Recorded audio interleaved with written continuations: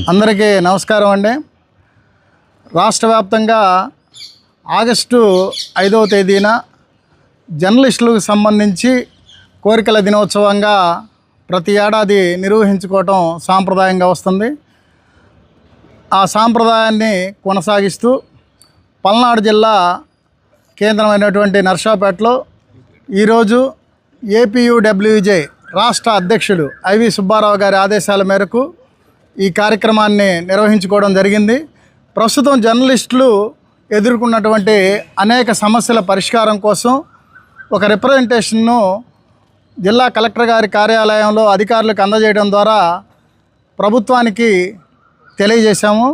అదేవిధంగా ముఖ్యంగా ఎక్రిడేషన్లకు సంబంధించి 3 ఏళ్లుగా అవి పెండింగ్లో ఉన్నాయి. వాటిని అట్లానే కొనసాగిస్తూ ఇప్పటికి 3 సార్లు వాటిని రెన్యువల్ చేయడం జరిగింది.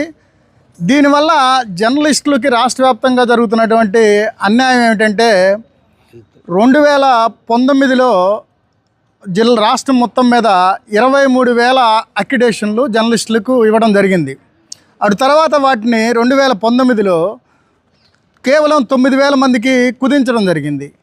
ఎక్రిడేషన్ లేకపోవడం వలన జర్నలిస్టులు అనేక రకాలుగా వాళ్ళకున్న ఎన్నో పోరాటాల వల్ల ఎంతోమంది సీనియరు జర్నలిస్టులు సాధించినటువంటి వాళ్ళ పోరాటాల ఫలితంగా వచ్చినటువంటి సౌలభ్యాలు ఏవైతే ఉన్నాయో అక్రిడేషన్ లేనటువంటి వాళ్ళు వేలాది మంది అవి కోల్పోవాల్సి వచ్చిన పరిస్థితి ఉంది. అదేవిధంగా ఎక్రిడేషన్ ఉంటేనే బస్ పాస్ కానీ, హెల్త్ కార్డులు కానీ, లేదా ప్రమాద బీమా కానీ, ఇంకా ఇళ్ల స్థలాలు కానీ ఇటువంటి ఎన్నో దాంట్లో ముడిపడి ఉంటాయి. కాబట్టి తక్షణమే గౌరవ ముఖ్యమంత్రి చంద్రబాబు నాయుడు గారు, గౌరవ డిప్యూటీ సీఎం పవన్ కళ్యాణ్ గారు గతంలో ఎన్నికలకు ముందు చెప్పారు. ఎమ్మటనే కొత్త అక్రిడేషన్లు ఇవ్వడంతో పాటు ఇళ్ల స్థలాలు కూడా వెంటనే వాళ్ళకి మంజూరు చేస్తామని చెప్పారు. ఇప్పుడు దాని మీద కమిటీ ఒకటి ఏదో ఏర్పాటు చేశారు. అదేవిధంగా ఈ హెల్త్ స్కీమ్కి సంబంధించి అనేక చోట్ల చాలా ఇబ్బందులు ఏర్పడుతున్నాయి. అందుకని జర్నలిస్టులు ఏపీడబ్ల్యూజే ఏం కోరుతుందంటే ఆరోగ్యశ్రీ ట్రస్టు, అదేవిధంగా జర్నలిస్టుల తరపున కొంతమంది ప్రతినిధుల్ని ఒక కమిటీగా ఏర్పాటు చేసి ఆ కమిటీని ఇంప్లిమెంట్ ఆరోగ్యశ్రీ హెల్త్ కార్డు ఏదైతే ఉందో జర్నలిస్ట్ హెల్త్ కార్డు అది ఇంప్లిమెంట్ చేయాలని అడుగుతున్నాం.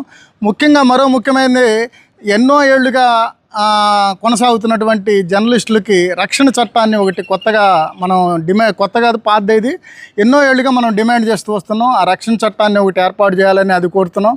ఇంకొకటి సీనియర్లుగా ఎంతో కాలం ఒక 16, 20 ఏళ్ళు, 30 ఏళ్ళు అట్లా ఈ పాత్రికేయ రంగం ద్వారా సమాజానికి సేవలు అందించినటువంటి ఎంతోమంది ఉన్నటువంటి సీనియర్ పాత్రికేయులు వారు ఈ వృత్తి నుంచి వైదొలిగే సమయంలో కొంత వారికి గౌరవప్రదమైన జీవితాన్ని అందించేందుకు ప్రభుత్వం ఇప్పుడు బీహార్ కానివ్వండి, ఇంకా కొన్ని రాష్ట్రాల్లో ఈ పెన్షన్ స్కీమ్ అనేది అమలవుతూ ఉంది.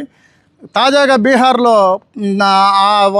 దాన్ని 15,000గా అక్కడ ప్రభుత్వం ప్రకటించింది. అదే స్కీమ్ని ఇక్కడ కూడా తక్షణమే పెన్షన్ స్కీమ్ని అమలు చేయాలని కోరుతూ ఉన్నాం. ముఖ్యంగా పల్నాడు జిల్లా కేంద్రంగా అయిన తర్వాత మనం కూడా ఎప్పటి నుంచో ఇక్కడ ప్రెస్ క్లబ్కు సంబంధించి ఒక స్థలాన్ని కూడా కోరుతూ వస్తున్నాం. ఈ సందర్భంగా ఈ రోజున జిల్లాలో ఉన్నటువంటి అందరు పాత్రికేయుల తరపున ఆ ప్రెస్ క్లబ్ స్థలాన్ని మంజూరు చేయాల్సిందిగా మరీ విజ్ఞప్తి చేస్తూ అధికారుల ద్వారా మనం ఏదైతే రిప్రజెంటేషన్ ఇచ్చామో ప్రభుత్వం దానిపైన సానుకూలంగా స్పందించి సమస్యలు పరిష్కరించాలని మరీ విజ్ఞప్తి చేస్తున్నాం. Thank you.